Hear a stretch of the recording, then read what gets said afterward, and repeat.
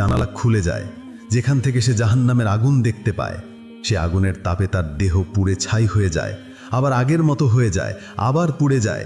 এইভাবে চলতে থাকে কিয়ামতের দিন পর্যন্ত। একদিন পৃথিবী কেঁপে উঠল, আকাশ ফেটে গেল, সমুদ্র আগুনে রূপ নিল, মানুষ দিক বিদিক ছুটছে, কেউ কাউকে চেনে না, পাহাড় উড়ে যাচ্ছে, শিশুরা বুড়ো হয়ে যাচ্ছে। এক ভয়াবহ গর্জন সারা পৃথিবী কাঁপিয়ে দিল। মানুষ বলছে, কি হচ্ছে? ফেরেশতারা চিৎকার করে বলছে, হে মন্দ আত্মা, ওঠো, তোমার রবের সামনে দাঁড়াও। কবর খেটে সে উঠে দাঁড়ালো, কিন্তু তার শরীর অর্ধেক কালো, অর্ধেক পোড়া, চোখে আগুনের প্রতিফলন, মুখে ধোঁয়ার ছায়া। তার পায়ের নিচে নরম আগুনের মাটি, প্রতিটি পা রাখার সঙ্গে সঙ্গে গলছে। তার ডান হাতে আমলনামা দেওয়া হলো না, বরং বাম হাতে পিছন দিক থেকে ছুঁড়ে দেওয়া হলো। সে চিৎকার করে উঠল, হায়, যদি আমার আমলনামা না দেওয়া হতো। ফেরেশতারা মুখ ফিরিয়ে নেয়। সবাই নিজ নিজ হিসাব নিয়ে ব্যস্ত, কেউ কারো খবর নেয় না। সামনে বিশাল আগুনের উপত্যকা, সেই আগুনের উত্তাপে ফেরেশতারা পর্যন্ত কাঁপছে।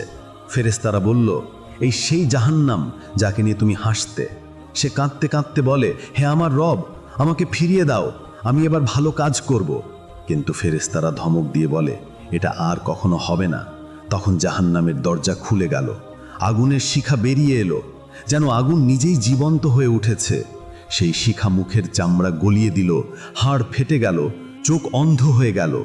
মানুষের চিৎকার আকাশে ভেসে উঠল, কিন্তু কেউ শুনল না।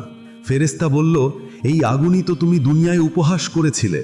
আর সেই আগুন, যে আগুনের জ্বলন একবারে মানুষকে শেষ করে দেয় না, বরং পুড়িয়ে আবার নতুন করে তৈরি করে, আবার পোড়ায়। এইভাবেই শুরু হয় চিরস্থায়ী জাহান্নামের যাত্রা, যেখানে কষ্টের শেষ নেই, সময়েরও শেষ নেই।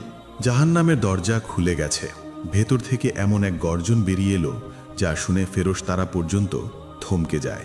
শিখাগুলো শুধু আগুন নয়, ওগুলো জীবন্ত দানবের মতো নড়ছে, গর্জন করছে। প্রতিটি শিখা যেন এক একটি ক্ষুধার্ত প্রাণী। মানুষদের দল করে টেনে নেওয়া হচ্ছে ভেতরে।